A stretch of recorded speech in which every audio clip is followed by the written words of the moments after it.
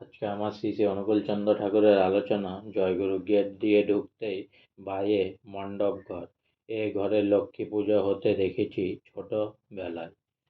বাচস্পতি মশাই পুরোহিত ছিলেন বাড়ির। উনি লক্ষ্মী পুজো করাতেন। নারায়ণ পুজো করার ফলে বাড়ির গৃহিণীকে দিয়ে লক্ষ্মী পুজো করাতেন, তাই আমি কর্তামা এবং পরে আমার ঠাকুমাকে লক্ষ্মী পুজো করতে দেখেছি। আমার বিয়ের আগে পর্যন্ত আমার ঠাকুমা সঙ্গে পাবনা ছাড়ার পর পুজো করেছে। সারাদিনের উপোসের পরে, পুজোর পরে প্রসাদ খাওয়া, যজ্ঞেশ্বর রাঁধুনি ডাবের জল দিত পুজো হয়ে গেলে। ঠাকুমার সঙ্গে ঠাকুরের চরণামৃত নারকেল চিড়ে প্রসাদ খেয়ে ডাবের জল খেতে হতো উপবাসীদের।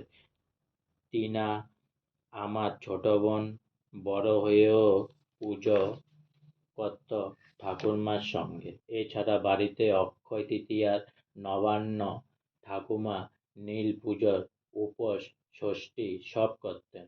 দেওঘর আসার পর ঠাকুমা বেশ কষ্ট করেই অল্প জায়গায় ঠাকুর সাজিয়ে লক্ষ্মী পুজো করতেন। ঠাকুরমার ঘরে এখন যেখানে ঠাকুরমার ছবি আছে, ওইখানে চৌকির নিচে ফালির মধ্যে পুজো করতেন।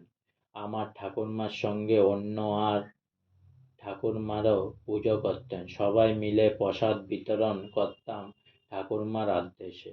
ঠাকুমা যাকে প্রসাদ বিতরণ করতে বলতেন সেই করত। ঠাকুমা স্বয়ং বাড়ির সেবায় শ্রী শ্রী ঠাকুরের দাদুর এবং পরিবারের প্রত্যেক ঘরের জন্য নিজের ছেলেদের পুরোহিতের জন্যে প্রসাদ ভাগে ভাগে তুলতেন। আজকে আমার শ্রী শ্রী অনুকূলচন্দ্র ঠাকুরের আলোচনা এখানেই সমাপ্ত হলো।